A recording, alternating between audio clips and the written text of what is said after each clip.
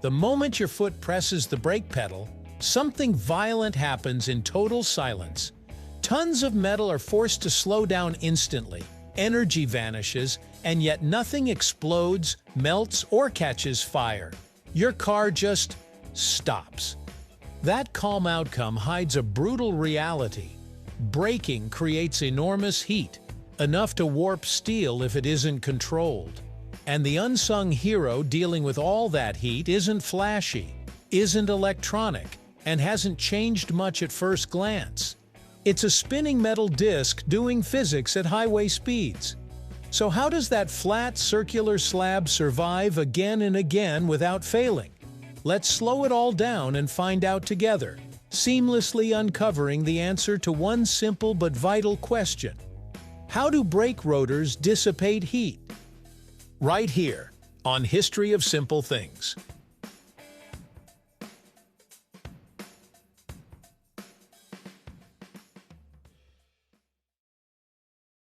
To understand how brake rotors get rid of heat, we first need to understand why they get so hot in the first place. When your car is moving, it carries kinetic energy. The faster and heavier the car, the more energy it stores. Braking doesn't destroy that energy, it converts it. Almost all of it becomes heat through friction. When brake pads clamp onto the spinning rotor, microscopic high points on both surfaces collide and resist motion. This resistance turns motion into thermal energy almost instantly. From city traffic to emergency stops, every brake application pumps heat directly into the rotor.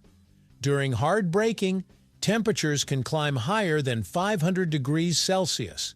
In racing conditions, it can be much more.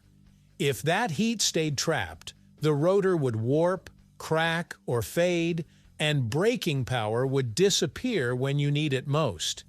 Heat management isn't a bonus feature, it's the entire job. Brake rotors aren't made from just any metal. Most are cast iron, and that choice isn't accidental. Cast iron has a rare balance of properties. It handles extreme heat, resists deformation, and most importantly, absorbs thermal energy efficiently. When the brake pads press against the rotor, heat spreads quickly throughout the metal instead of concentrating at a single point. This spreading reduces hot spots that could cause cracking or warping. The rotor becomes a temporary heat reservoir, soaking up energy during braking and releasing it afterward. Some performance and luxury vehicles use carbon ceramic rotors instead. These materials can tolerate even higher temperatures and shed heat faster, but they're expensive and unnecessary for everyday driving. Cast iron remains the perfect compromise for durability, cost, and thermal performance. At first glance, brake rotors look simple, just flat discs. But their design is carefully engineered to help heat escape. The surface area of a rotor matters more than most people realize. More surface area means more contact with surrounding air, and more air contact means faster cooling. That's why rotors are wide and exposed instead of hidden inside the wheel hub. Air naturally flows across them as the car moves, carrying heat away through convection. Even when you're stopped, heat radiates outward into the air. The outer edge of the rotor spins faster than the inner edge, creating airflow patterns that pull cooler air across the surface. Every rotation acts like a fan, encouraging heat to leave the metal instead of staying trapped inside. Most modern brake rotors aren't solid. They're vented, meaning they're made of two discs with hollow channels between them.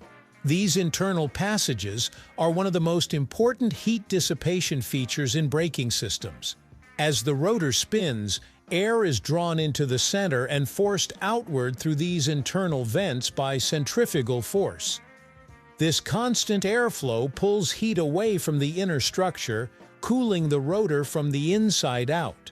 The faster the rotor spins, the stronger this airflow becomes. That means the braking system naturally cools itself more efficiently at higher speeds, exactly when braking generates the most heat. It's an elegant passive system, requiring no motors, no sensors, and no electronics. You may have noticed rotors with drilled holes or machine slots, especially on performance vehicles. These designs are often misunderstood as being purely aesthetic, but they do serve a thermal purpose. Drilled holes increase surface area and allow heat to escape more quickly. They also let gases, dust, and water escape from between the pad and rotor, maintaining consistent contact. Slotted rotors help scrape debris off the brake pads and reduce glazing, which can trap heat. However, these designs come with trade-offs.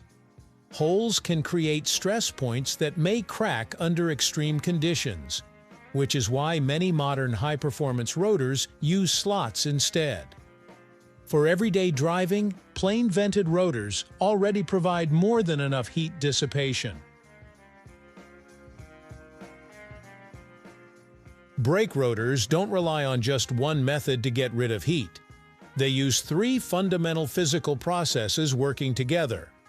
First is conduction, where heat spreads through the rotor's metal structure, lowering localized temperatures.